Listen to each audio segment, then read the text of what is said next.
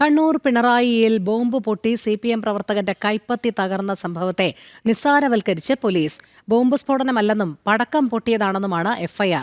അതേസമയം പിണറായിയിൽ പൊട്ടിയത് Christmas new year ആഘോഷങ്ങൾക്ക് സൂക്ഷിച്ചിരുന്ന പടക്കമാണെന്ന വിചിത്ര ന്യായീകരണവുമായി CPM കേന്ദ്ര കമ്മിറ്റി അംഗം EP ജയരാജനും രംഗത്തെത്തി. കഴിഞ്ഞ ദിവസം ഉച്ചയ്ക്കാണ് പിണറായി വെണ്ടുട്ടായിയിൽ ബോംബ് കൈകാര്യം ചെയ്യുന്നതിനിടെ പൊട്ടി CPM പ്രവർത്തകനായ വിപിൻ രാജിന്റെ കൈപ്പത്തി തകർന്നത്.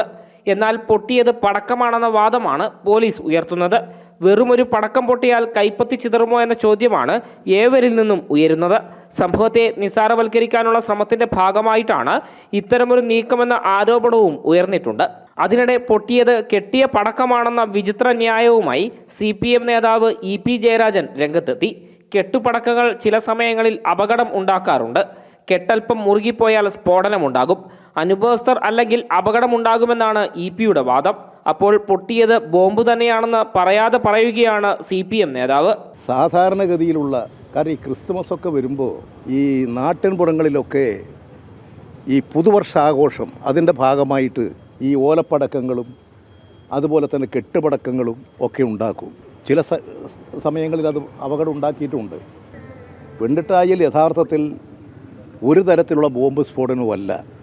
അവിടെ ഒരു സാധാരണഗതി ഞാൻ മനസ്സിലാക്കിയിട്ടുള്ളത് സാധാരണഗതിയിലുള്ള ഒരു ചരട് കൊണ്ട് കെട്ടി ആ ചരട് കൊണ്ട് കെട്ടി ഉണ്ടാക്കുന്ന പടക്കം ആ കെട്ട് അല്പം മുറുകിപ്പോയാൽ സ്ഫോടനം ഉണ്ടാകും. അതിൻ്റെ വളരെ പ്രാക്ടിക്കലായി അനുഭവസ്ഥരല്ലെങ്കിൽ അപകടം ഉണ്ടാകും. അങ്ങനെയുള്ള ഒരു അപകടമാണ്. ആ അപകടത്തെ ബോംബ് സ്ഫോടനമായും ആക്രമണോത്സുകമായിട്ടുള്ള തയ്യാറെടുപ്പാണെന്നൊക്കെ വ്യാഖ്യാനിച്ച് ദയവ് ചെയ്ത് നമ്മുടെ സമാധാന അന്തരീക്ഷത്തെ ആരും തകർക്കരുത്. ഈ കണ്ണൂരിൻ്റെ സമാധാനവും കണ്ണൂരിൻ്റെ ഇന്നത്തെ അന്തരീക്ഷവും നമുക്ക് കൂടുതൽ ശക്തിപ്പെടുത്തിയെടുക്കാൻ കഴിയണം. അതാണ് CPM ആഗ്രഹിക്കുന്നത്.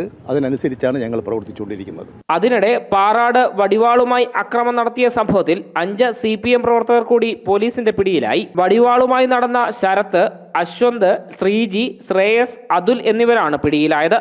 മൈസൂരുവിൽ ഒളിവിൽ കഴിയുന്നതിനിടെയാണ് പ്രതികളെ പിടികൂടിയത്.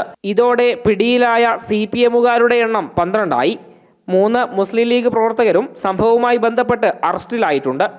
ജനം, കണ്ണൂർ.